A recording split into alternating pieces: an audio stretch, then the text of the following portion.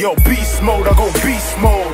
Left, right hook, then I reload. Speed agility, breathe slow. Connect every uppercut, clean blows. Ben Horner, Southpaw jab. Here with Graham Everett. Like I just said, it's been a while. We haven't caught up for some time. So it's to come down the gym, speak to all the lads, and then by the time it comes around to yourself, it's time for everyone to go home. And yeah, but Jim's buzzing. Did we fall out? Yeah, Jim's buzzing. You're settled in now. Yeah. You're in the new premises. Yeah. Everything's sort of ticking along. Great partnership we got here with Norwich lads who are here in the evening, and obviously Pro Box during the day. Open gym for anyone and everyone, boxers, keep fit people, champions, non-champions, aspiring champions, everything. It's a great gym, great setup, you know, and everybody's really happy here. You know, it's a fantastic gym. Since last week, loads has happened. Someone that you've trained from day one, really, Sam Sexton, went and achieved his goal. He went and won the British title. Yeah. You know, how did that feel for you that night to have been training him from, like I say, such a young age? Yeah. The British heavyweight champion is something. When I was growing up, was, you know, it was something else. It was great fights on the TV, you know, from Henry Cooper onwards and that sort of thing. But I think to be a British heavyweight champion, any British champion, but a British heavyweight champion is fantastic. And I'm so pleased for Sam, and I'm so pleased for all of us. You know, John Thaxton, who's helped us in the later years, obviously Mervyn Turner, who brought him back, and everybody who's been involved with Sam all through his career. You know, he's a supportive family and everything. It's, you know, he's seen his gym mates Liam and Ryan Walsh win them British titles, and obviously John Thaxton, he was supporting John. Yeah. It's, you know, he was actually a young pro on his supporting him on his fights at the showground. But yeah, it's fantastic. I was really pleased. I was really pleased. I know he's lost it since, but you know, he went in deep. Hughie Fury, in my eyes, will be a world champion. I always knew he was good, but he's better than I thought he was. You know, and for these people who say he don't punch, are wrong. Yeah. He's very fast, very sharp. I mean, Sam's been in with the best punchers, probably David Price. He always said David Price was the heaviest hitter he's been in with. He said Hughie Fury was the sharpest. You know, and it was just, he went out on his shield. He was trying to finish the fight or get, you know, really. It was a competitive fight while he was in it. He just got caught, and that one punch changed the fight. But that's history. Another long-serving member of your team, or two, Ryan and Liam Walsh, a sort of full circled for them, really. You know, Ryan was the one that was in the dark before, couldn't pick them fights up, and now he's come round. Liam's now that one who's struggling to get out. Liam Walsh is in the no one wants him club. Yes. You know, he's far too dangerous for any of the, you know, fighters like Lewis Ritz and any of them. He could be a real stumbling block. He's capable of beating any super feather lightweight. You know, certainly Britain, Europe, and world ranked. You know, you know, I know him. Gervonta Davis, I was talking to Liam about him yesterday, and you know, we both agreed how very good he is. You know, and I think we're unlucky to be in against him in that respect. But you know, Liam's good enough to still be on the world stage. He's always lived the life and everything like that. But you know, where's his next opening coming? Is you know, like I say, nobody seems to want to fight him. Talking the next openings, we know Ryan Walsh, Isaac Lowe it's out the purse bid, so probably next week hopefully we'll see some news. There's a couple of little things happening behind the scenes, so you know, Ryan deserves a good fight. You know, deserves that fight. He trains all the time. He lives the life again, and he wants to win that British or defend that British belt, and then move on to bigger fights. That's what he wants.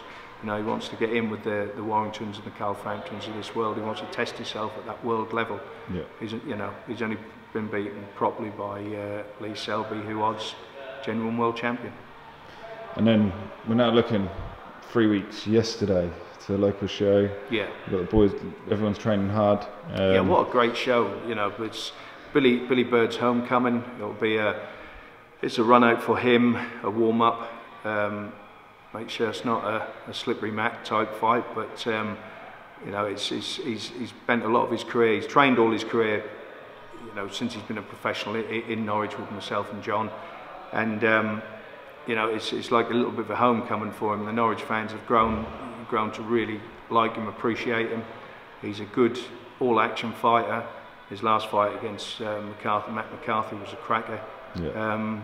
And as you probably know now, he's been nominated to fight for the English title with Harper. That will be that's a really good fight going out to Perthbridge to see what happens with that. But it's, like I say, it's the homecoming for Billy. Also on the bill we've got Ian Martell. Yeah. We've seen he's in a really good place at the minute. He's been sparring with Tony Conquest and a few other good fighters, Connor Downer, and obviously he works with Sam Sexton as well. So he's getting the experience, and hopefully he's over his injuries and we can move forward with him because he's ready to make waves in the cruiserweight division.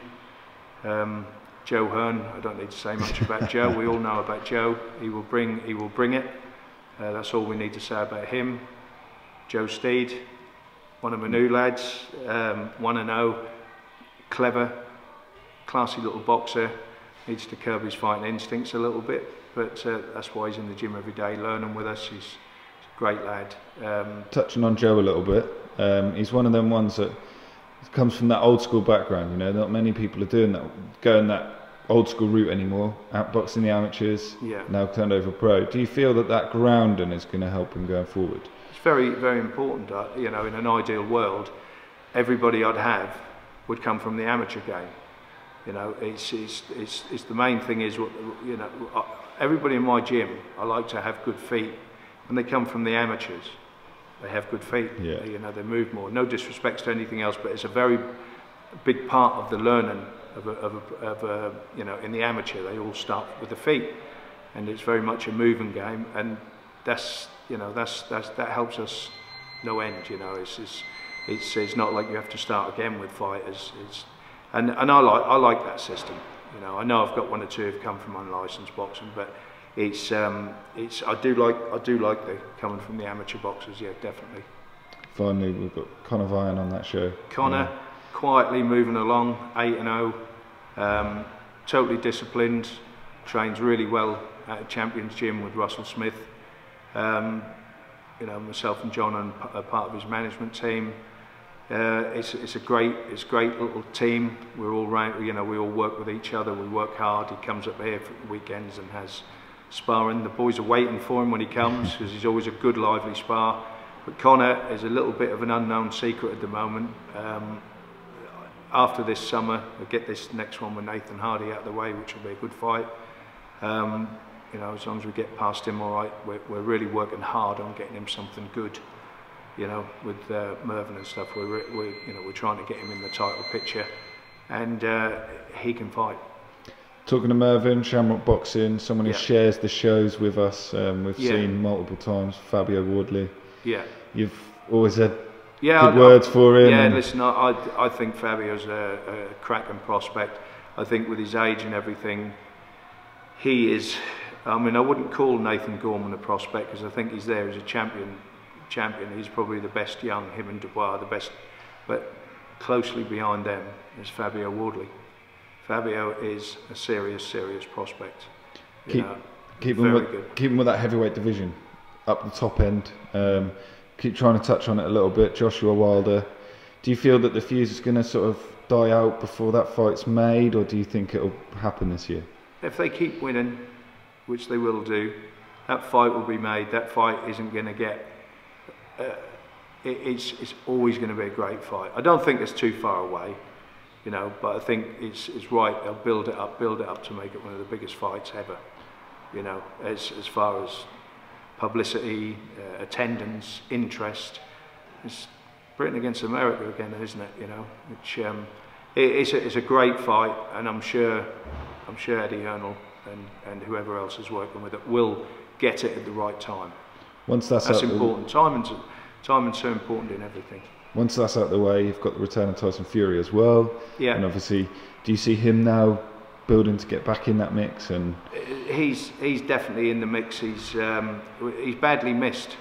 You know, he's one of them. You either love him or you don't. But you know, as far as the boxing's concerned, and the character of him, he's fantastic to have him back. He brings excitement. You know, nothing but the utmost respect for him for what he'd done against Klitschko in Germany. Last one was a shake off some rust. I think the next one will be shake off rust, a little bit harder. And I think Frank Warren, he knows about timing, and he'll know when that's right to get him back in with a really big fight, and Frank will get that for him, I'm sure he will. Bring that all the way back down to local level. We're going from world all the way back. 3 weeks. Where can people get tickets? Where can they? Well, I know it's the old cliche, but what a great bill. You know, there's some every one of them fighters, apart from maybe Joe, because he's at the novice stage, but he's got a great army of supporters from Wisbech. Every one of them could be in a title fight, couldn't they? They're all of that experience for an area title, that sort of stamp. You know, it's great to have them, you know, all them boys on one bill, and I'm really looking forward to it. It's back at the halls, which brings a massive atmosphere. We've got fans coming from all over East Anglia, and it's just, you know, to be fair, just see the fighters for tickets, you know, or contact anyone involved with this promotion. Just come out and support the boys. Awesome. We are Norwich, and we are proud. Awesome. Thanks for your time, Graham. It's been nice to catch up, and Cheers, thank you very much. Speak to you soon.